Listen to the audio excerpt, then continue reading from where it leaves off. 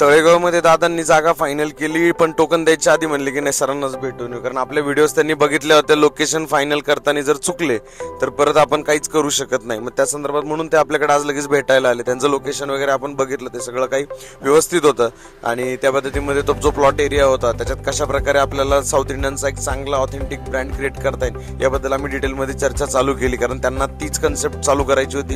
हे त्यांच्या डोक्यात फिक्स होतं, कारण त्यांच्या एरियात तसं दुसरा आउटलेट नव्हतंच. मग आपण त्यांना डिटेलमध्ये गाईड केलं. किचन लेआउट कसा असला पाहिजे, वास्तूप्रमाणे बेसिक गोष्टी आपण त्यांना बसून दिल्या की कोणत्या कोपऱ्यात काय आलं पाहिजे, किचनला शेफचा चेहरा कोणत्या दिशेला झाला पाहिजे, या सगळ्या गोष्टींमध्ये आपण त्यांना डिटेलमध्ये गाईड केलं. इक्विपमेंटची त्यांना लिस्ट काढून दिलं. अंदाजे त्यांना पूर्ण कॉस्ट प्लॅनिंग पाहिजे होतं.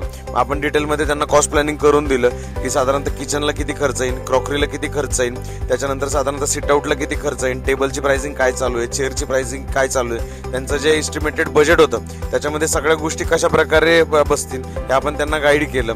आणि एक बफर साईडला 1-2 लाख रुपये आपण त्यांना साईडला ठेवायला सांगितले की अचानक काम करताना काही काही वेगवेगळ्या गोष्टी उद्भवतात, त्यामुळे कॉस्ट कधी कधी वाढती. मग याबद्दल आपण त्यांना डिटेलमध्ये बाकी सगळ्या गोष्टींमध्ये गाईड केलं. मार्केटिंग, स्टाफ सॅलरी, त्यांना जे काही स्टाफ भेटला होता तर त्यांनी सॅलरी काही अव्वाच्या सव्वा डबलच सांगितल्या होत्या जवळपास.